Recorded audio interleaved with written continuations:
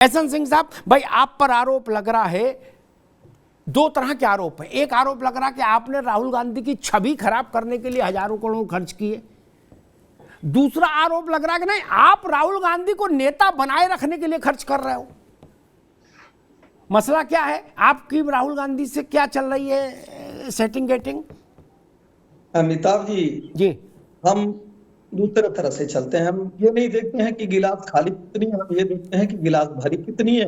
ये बहुत खुशी का विषय है कि सब लोग ये मान रहे हैं कि भारतीय जनता पार्टी को कोई हरा नहीं पाएगा। समाजवादी पार्टी के भी माने, टीएमसी के प्रवक्ता भी माने और कांग्रेस के भी प्रवक्ता माने, अच्छी बात है क्योंकि यही सच्चाई है। राहुल गांधी ने माने अभी, सच्चाई को आपने कबूला, ये बहुत बड़ी बात है। मैं कह रहा हूँ इंडिया शायद सुन लीजिए भैया सुन लीजिए। एक बैठक अभी समाजवादी पार्टी प्रदेश छोड़कर जाके और पश्चिम बंगाल में करती है, चूंकि राष्ट्रीय पार्टी नहीं, उसके बाद भी जाके करी है, जिसकी सीटों की संख्या 3 है, टीएमसी की 22 है और एक नेशनल कॉन्फ्रेंस को कह रहे थे हम जोड़ लेंगे तो 28 होंगे। आरजेडी को कह रहे थे वो 0 है, तो 28 लेकर वो प्रधानमंत्री बनाने के चक्कर में बैठते हैं। एक बैठक साउथ में होता है जिसमें टीएमसी नहीं तैयार होती है, एक बैठक दिल्ली में होता है जिसमें कांग्रेस नहीं तैयार होती। तो मुझे लगता है कि जब खिचड़ी बनाने की जो बात आ रही है अमिताभ जी, तो सभी लोग अपने अपने सामान लेकर अभी किनारे किनारे हैं। पहले किसी के पास कढ़ाई है, किसी के पास चावल है, किसी के पास दाल है, किसी के पास आग है और कोई नजदीक आ नहीं रहा है। तो इस नाते भारतीय जनता पार्टी को टिप्पणी करना बनता नहीं है कि खिचड़ी पकी या कच्ची रह गई। मैं तो यही कहूंगा ना, आपसे ये पूछा नहीं था, हमने आपसे पूछा था। आप पर आरोप लग रहा है, जैसा ममता बनर्जी ने कहा कि बीजेपी वाले ही तो राहुल गांधी को नेता बनाए हैं, क्योंकि उनको सूट करता है कि राहुल गांधी फ्रंट में रहे तो मजा है, ऐसा वो कह रहे हैं टीएमसी वाले। नहीं, अच्छी बात है, ऐसी चीजों को कहना चाहिए। अगर भारतीय जनता पार्टी यही बात कहती तो बुरा लगता। कांग्रेस भी यही कह रही है, कल को समाजवादी पार्टी भी वही कह रही है। आप एक छोटा सा एग्जाम्पल समझिए, समाजवादी पार्टी वहां पे टीएमसी का साथ देती है और यहाँ पे जो उनके चाचा होते हैं वो आज जो दिल्ली में बैठक होती है उसमें कांग्रेस का साथ देते हैं। टीएमसी कहती है हम कांग्रेस के साथ नहीं जाएंगे और कांग्रेस कहती है हम टीएमसी के साथ नहीं जाते हैं। लेकिन समाजवादी पार्टी के दोनों लोग एक जगह बड़े मियां जाते हैं, एक जगह छोटे चाचा जाते हैं। मैं कह रहा हूं अभी इन लोगों का तय नहीं हो पा रहा है। हम लोग तो अपना काम कर रहे हैं। और अमिताभ जी, सबसे बड़ी बात एक चीज कहने जा रहा हूं। बचपन में एक खेल होता था, हंसी आएगी आपको थोड़ा सा। उसमें लोग कहते थे कि कबूतर उड़, तो कबूतर उड़ जाता था। फिर कहते थे मुर्गा उड़, तो उड़ जाता था। थोड़ी देर बाद कहते थे कि गाय उड़, तो उंगली आदमी उठा देता था, क्योंकि वो आदत पड़ जाती थी। सिर्फ आदत है, कहीं कोई उड़ नहीं रहा है। उस आदत के नाते इस तरह से कर रहे हैं लोग। इन लोगों के पास न कोई विचार है, न कोई विकल्प है, न कोई व्यवस्था है, न कोई बात है। सिर्फ भाजपा को हराना है, इस नाते साथ आना है। और फिर आप देख रहे हैं बीच में खिचड़ी पकी नहीं। ठीक भाई, देखो एक बात है, ठीक है एहसन सिंह साहब, इसमें कोई बुराई नहीं। मैं इस तरह के वाक्यों को हमेशा खारिज करता रहा, चाहे कोई पार्टी बोले कि फला पार्टी सत्ता के लिए कर रही। भाई सभी सत्ता के लिए कर रहे, रजिस्ट्रेशन ही इसलिए कराया है। नहीं ऋषिकेश में नहीं बैठो जाके गंगा किनारे या लूडो खेलने आए हो, इसलिए ये फर्जी बातें मैं कभी इनको खारिज कर देता हूं कि सत्ता के लिए। अरे आप कुर्बानी देने आए हो क्या? एक भगत सिंह है तो जेल में है, रोज चिल्ला रहे, रोज एप्लीकेशन दे रहे। भगत सिंह ने कहा था मुझे बम से उड़ा दो, वो मारे डर के मुंह सूख के छुआरा हो गया। कौन मानेगा इसी बातें? सीधे सब लोग कहो हाँ भाई सत्ता के लिए लड़ रहे हैं, ठीक। और ये भी बात ठीक नहीं कि भाजपा को हराने, यही बात पहले कांग्रेस कहती थी। अरे भाई आपको हराने के लिए बाकी लोग दुकान बंद कर दे क्या? नहीं हराने के लिए लगे, आप हारो नहीं हारो आपकी किस्मत, लेकिन लड़ेगा तो आदमी और उसके लड़ने के राइट का सम्मान होना चाहिए। ठीक बात है। रत्नाकर जी कुछ कहना चाह रहे थे आप जी? देखिए, आज ये विपक्षी दलों की ताकत को कम करके आंक रहे हैं हमारे साथी प्रवक्ता जो बात। अरे भाई ताकत आंकड़े पे ही आंकी जाएगी ना, ताकत कहां से आंकेगी? अरे तो हाँ, तो मैं बता रहा हूँ, सुनिए तो जरा। ताकत जो विपक्षी दलों का कम करके आंक रहे हैं, 1998 में जब ये एनडीए बनाए थे तो कितना बड़ा कुनबा था इनका, सब लोगों ने मिलकर चुनाव लड़ा। और ये इनको दम्भ हो गया है, उसी तरह दम्भ हो गया है अमिताभ जी, जिस प्रकार की पिछला राजस्थान के चुनाव में अमित शाह जब गए थे और कहे थे कि हमारा अंगद का पांव है 50 साल तक नहीं हिलेगा, तो आप समझ सकते हैं कि इनका दम्भ कितना बड़ा है। 2004 में भी ये इंडिया शाइनिंग का नारा लगा के आए थे। भाषा है जो कड़वी भाषा है वो देश के 2004 में भी ये इंडिया शाइनिंग का नारा लेके आए थे, इंडिया शाइनिंग, वो यहाँ के लोगों को उसके बाद क्या हुआ? उसके बाद भारत में लोकतंत्र खतरे में, भारत में संविधान है नहीं है। आज परिस्थितियां 2004 वाली ही बनी है।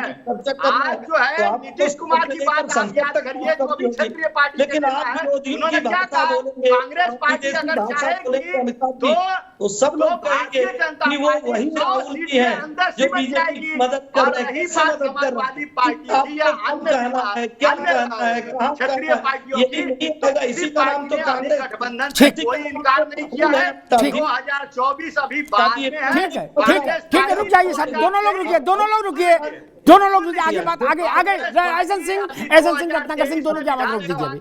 आगे बात, आगे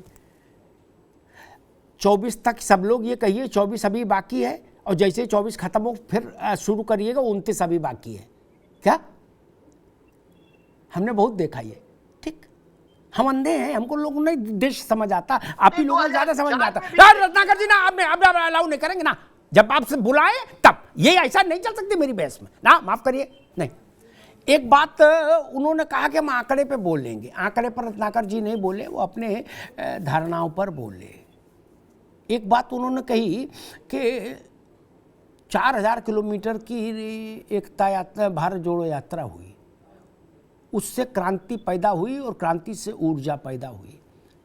उनकी बात में से तब वजन आता अगर उस 4000 किलोमीटर की यात्रा के बाद संपन्न हुए देश के चुनावों में कांग्रेस को 5 सीट भी मिली होती, तो लगता कि हाँ तपस्या है, जलजला आगे आ जाएगा 24 में। अरे कुछ तो दिखाना तो पड़ेगा कि अपने आप चलता रहेगा। मनोज यादव को आज इसलिए बैठा रहे हैं कि भाई इनकी 111 सीटें आई, और मान लो इनकी सीटें आती 11, तो इनकी बात कौन सुनता उत्तर प्रदेश में? नहीं, ये नहीं, अभी लगाया है। राहुल गांधी जी अगर कद्दावर नेता नहीं बनते तो उनको सदन में बोलने से रोक रहे हैं। अपने मन से मान लेते हो कद्दावर नेता सदन में बोलने से। राहुल गांधी को मौका दे, देश के मुद्दों को उठाने का मौका दे। अरे रुकिए भाई, ठीक है, अरे रुको भाई, क्यों डरे हुए भारतीय जनता पार्टी? अभी रोकिए, मैं संजय सरकार के पास चलना चाहूंगा। फॉरवर्ड ब्लॉक के नेता को भी लगता है, देबू दादा अब हैं कि नहीं है, देवदत्त विश्वास जी, हाँ, उनको भी लगता होगा कि मैं देश का सबसे ताकतवर नेता हूं, और लगना भी चाहिए। लेकिन देश उसको ताकतवर मानता है जो रिजल्ट देता है। मेरे से खरा कहां मिलेगा? मैंने कहा मैं मनोज यादव की पार्टी को इसलिए बैठाता हूं बहस में, चूंकि हमारे प्रदेश में 111 एमएलए हैं इनके पास, और 11 होते तो नहीं बैठाता। लोकतंत्र भैया, इसमें डिलीवरी नहीं तो बेकार, बाकी वो पर गाल बजाओ, बाकी कुछ रखा नहीं। संजय सरकार, कांग्रेस की टोन और कांग्रेस का तेवर आप देख रहे हैं, क्या समझ में आ रहा है? नहीं, रत्नाकर जी जो अभी बताया थोड़ा देर पहले कि हम भ्रष्टाचार, अच्छा 2G इसके समय में हुआ था, कोयला का कांड इसको समय में हुआ था, कॉमनवेल्थ इसको समय में हुआ था, और जनता उसको निकाल के इससे इतना दूर में ये बता दीजिए, विपक्ष के नेता भी बन नहीं घोटाले में और बड़े घोटाले का जो आरोप लगाया सरकार ने, कांग्रेस के कितने नेताओं को उसने अंदर कराया, कितने नेताओं के ऊपर आरोप साबित हुए, ये बता दीजिए। संजय जी, इसका मतलब आज आप लोगों ने हथियार डाल दिया है, उसका एक ही कारण है कि आपके अभिषेक बनर्जी की पत्नी जो है वो कोयला घोटाले में फंस गई है।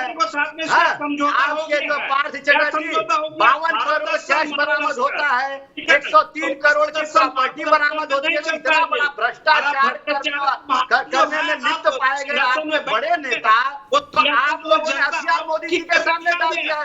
हमने कोई भ्रष्टाचार नहीं किया है, हम तो लड़ाई लड़ेंगे ना, हम तो अभी लड़ाई तब भी लड़ रहे थे, आज भी लड़ेंगे, कल भी लड़ेंगे। लेकिन ममता बनर्जी मायावती की तरह हथियार डाल दी है। अजय, इस तरह से यूपी एक मिनट रुकिए, एक मिनट दोनों लोग रुकिए, एक मिनट सरकार साहब, एक मिनट रुकिए, रत्नाकर भाई रुकिए, अब रुक जाइए। संजय राणा से एक सवाल ले लूं, चूंकि वो संजय राणा से लेना ठीक है, फिर मनोज जी के पास आता हूं। एक बात आई कि भाई ममता बनर्जी डर गई ईडी से, मायावती डर गई ईडी से, और कांग्रेस से पूछो वो सबका नाम गिना देंगे। कल को हो सकता है ये भी कहते हैं अखिलेश यादव भी डर गए, ठीक। अतः ये घोटाले ऐसे हैं नास पीटे, सबके नाम के आगे 2-2 4-4 चिपके ही हैं, उसे दो नहीं हो, लेकिन हैं तो सबके, जैसे प्रसाद बंटता वैसे घोटाले बटे, इसमें बहस नहीं। संजय राणा, मेरा प्रश्न ये, कल को ये सब मिलके TMC, Samajwadi, BSP, TRC, KRC, जितने रीजनल फोर्सेस हैं, बीजेडी, ये सब मिलके अगर ये कहने लगे, मेरी बात बहुत गौर सुने, नई बात कह रहा हूं, अभी तक कहीं किसी विषय आया नहीं, ये सब रीजनल जिनको ऊपर कांग्रेस आरोप लगाती है कि बीजेपी से डर गए, ईडी से, क्या, और वो सब मिलकर ये कहने लगे कि इनके खिलाफ जो मामले हैं, जिनके नोटिस हैं, जिन पर जमानत पर हैं, ये डर गए, और इसलिए बीजेपी ने इनसे कहा कि राहुल गांधी को फ्रंट पे रखो, इसलिए रखे, और बीजेपी ने कहा मल्लिकार्जुन खड़गे को 85 साल में अध्यक्ष बनाओ ताकि उनका मूवमेंट भी ज्यादा ना हो पाए। मान लो ये लोग ये आरोप लगाने लगे, तब तो बड़ा घल्लू घारा हो जाएगा।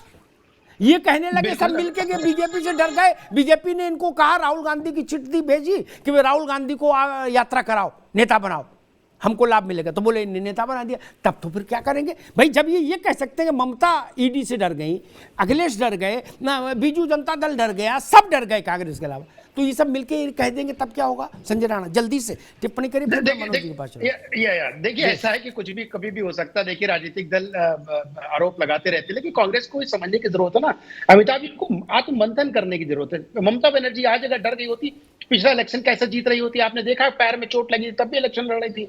अगर ये बीजू पट्टायक साहब, जो बीजू पट्टायक के अध्यक्ष वो डर जाते तो अपना राज बनाते, नहीं बना पाते। अब 2 मिनट 1 मिनट में खत्म कर रहा हूं भाई साहब, बोले लीजिए।